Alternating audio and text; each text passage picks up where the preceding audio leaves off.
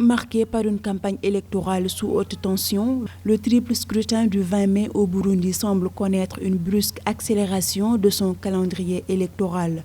Alors qu'il était attendu au plus tôt ce vendredi, l'annonce des résultats partiels de la présidentielle dans la soirée du jeudi 21 mai, attribuant le score écrasant de près de 80% au candidat du parti au pouvoir, le général Évariste Ndayishimiye, contre moins de 20% pour son principal adversaire Agathon Rwasa, n'a pas manqué de provoquer des protestations. La proclamation des résultats assez rapidement est nécessaire, mais il faut qu'elle soit faite dans les règles. Le fait que la radio nationale annonce de manière surprenante hier un résultat à des scores assez conséquents est surprenant, mais c'est une réaction qui était attendue. Donc c'est pas une surprise, mais ça peut créer une nouvelle crise politique post-électorale si les vrais résultats, les PV ne sont pas publiés. De nombreux incidents ont opposé depuis plusieurs jours les militants du parti au pouvoir, le CNDD-FDD, à ceux du CNL de l'opposition.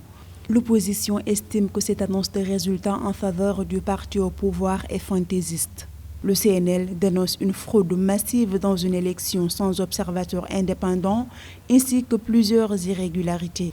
Du côté du CNDD-FDD, on assure qu'il ne s'agit là que d'une stratégie pour expliquer une défaite annoncée. Ce qu'on doit comprendre ici, c'est que nous sommes face à un pouvoir qui est au bout de 5 ans, d'un régime qui est isolé, qui est affaibli, qui est en totale crise économique. Donc le but, c'est d'aller vite, de changer de président en gardant le même parti et de dire on fait une élection et on va voir nos partenaires qu'on a perdus et on va faire redémarrer l'économie. Cela explique pourquoi le pouvoir n'a jamais voulu entendre parler de Covid-19, de crise mondiale, n'a jamais pu ou voulu prendre de mesures réelles ou annoncer des chiffres réels de contamination. Ce triple scrutin au Burundi, qui doit élire le successeur du président sortant Pierre Nkurunziza au pouvoir depuis 2005, devrait ouvrir une nouvelle ère de stabilité dans le pays si le processus électoral est géré de manière transparente et indépendante selon l'avis des observateurs.